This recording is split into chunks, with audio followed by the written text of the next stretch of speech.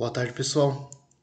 Hoje a gente vai falar um pouquinho sobre o Império Colonial Português no século XVIII, tá bom? Então, para isso a gente vai analisar um pouquinho sobre o período das grandes navegações, né? O que foi a União Ibérica, por exemplo, a invasão dos holandeses no nosso país, como se estruturou a economia do nosso país enquanto colônia, baseado na produção da cana-de-açúcar, no ouro, comércio de escravos. Tá? Então, tudo isso a gente vai analisar hoje de uma forma breve para não atrapalhar o dia de vocês, beleza? Então, vamos lá. Por onde se estendiam os territórios portugueses? Então, no século XVIII, Portugal dominava um vasto império que se estendia pela América, África e também a Ásia. Como bem sabemos, já estudamos, Portugal foi pioneiro nas grandes navegações lá no século XV, XVI, devido a um alto grau de tecnologia, aspirações sociais, a questão da política e também na questão geográfica. Então, Portugal foi o pioneiro nas grandes navegações, assim como a Inglaterra foi na Revolução Industrial, tá bom? Então, durante essa época das grandes navegações, basicamente se inicia o processo de globalização, processo de troca cultural, um comércio triangular entre esses continentes e Portugal vai se destacar, certo? No século XVIII,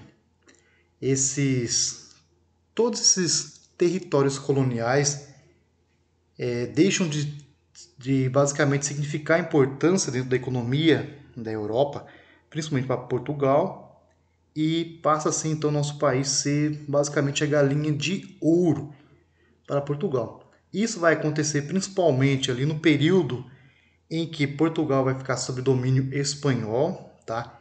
Esse material o professor já disponibilizou para vocês fazerem a leitura, um material interessante, tá?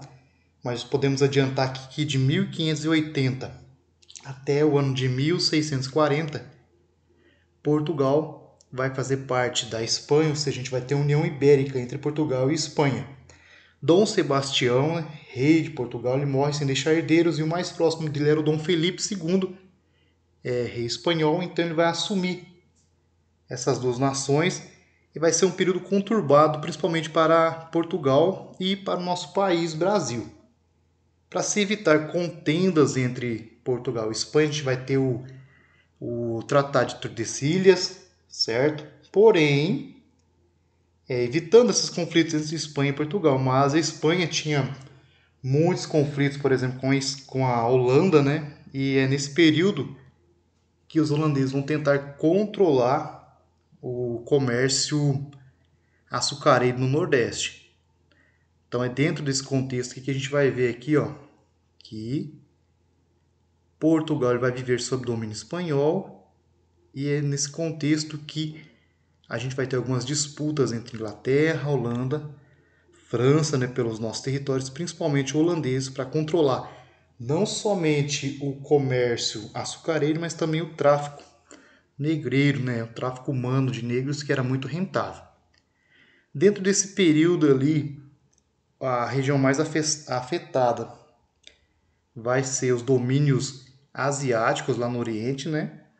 E os lucros que eram obtidos já com essas especiarias deixam de serem significativos para Portugal, fazendo com que ele passasse a se interessar cada vez mais para a exploração do nosso país. Aqui a gente pode dar uma olhada aqui nas principais colônias de Portugal durante esse século XVIII, né?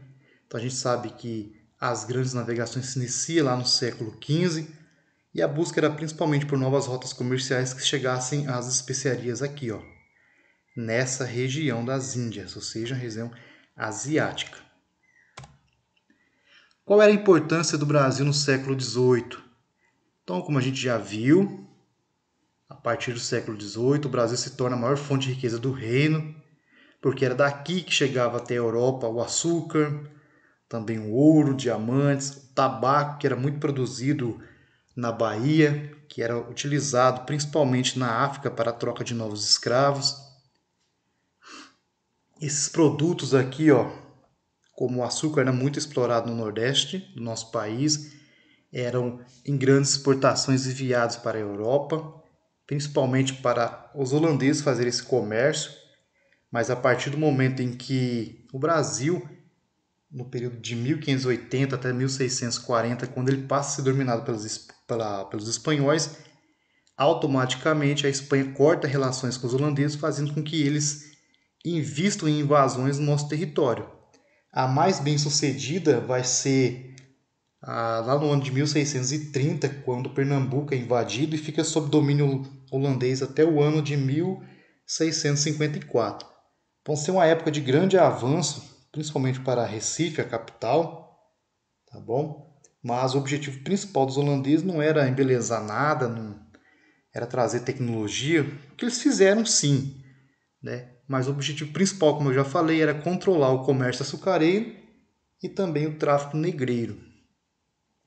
Dentro da história do nosso país, então, a gente tem a produção do cana-de-açúcar, depois a exploração do ouro, pedras preciosas. Então, durante o século XVIII, nosso país teve grande importância para o Reino de Portugal, tá bom? Então, quando a gente tem a queda na questão das especiarias no Oriente, nosso país passa a significar uma nova fonte de riqueza para Portugal e uma das tentativas de equilibrar a economia, já que as finanças estavam arruinadas e uma das formas de equilibrar, digamos assim, a balança comercial favorável de Portugal, ou seja, estava vivendo aquela fase do mercantilismo, onde se media a riqueza de uma nação através do ouro e da prata.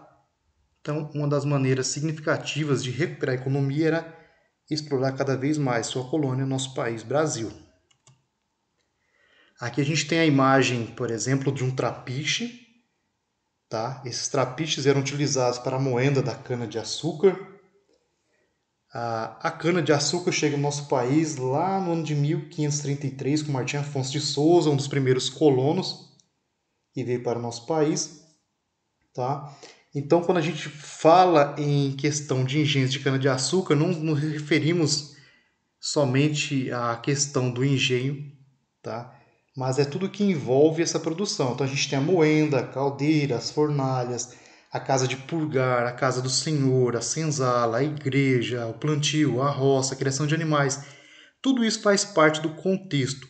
Esses trapiches aqui, ó, eles poderiam ser movidos à tração animal, como vocês estão vendo. Em caso de alguns trapiches mais sofisticados, eram hidráulicos, usava-se roda d'água, mas para isso precisava a questão das águas, né, rio, então era mais sofisticado, então a maioria utilizava esses trapiches aqui, ó, animal. E vocês podem observar também pela imagem, o trabalho escravo era muito utilizado também.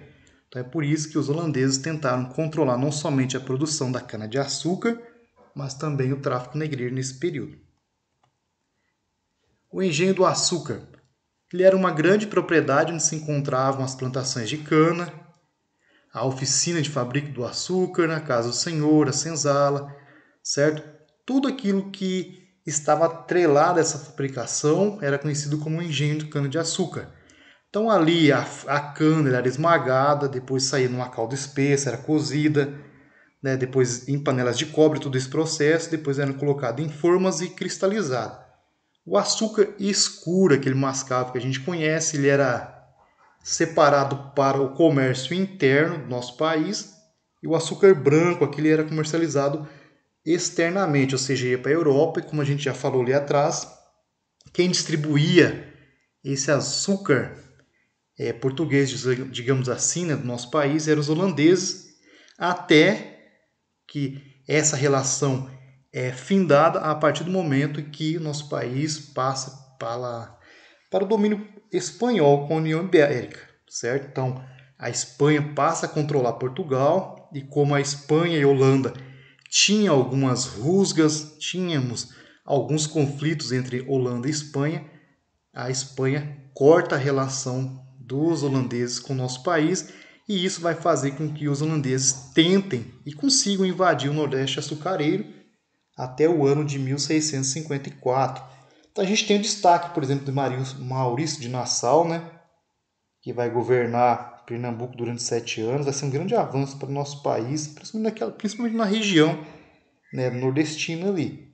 Mas, como a gente já falou, o objetivo principal era dominar o comércio açucareiro e cuidar do comércio escravo também. Tá aqui, ó, mais uma imagem que ilustra a importância da escravidão dentro do contexto do nosso país, colônia, né? A gente já trabalhou isso. Um exemplo bem interessante para nós aqui é se a gente lembrar, por exemplo, de 1822, quando se falava em independência do nosso país. Ninguém sabia o que queria, se queria independência ou não. A única certeza que tinha era de que a escravidão teria que continuar a existir no nosso país. Então demonstra, né, o quão grave era esse problema da escravidão, né?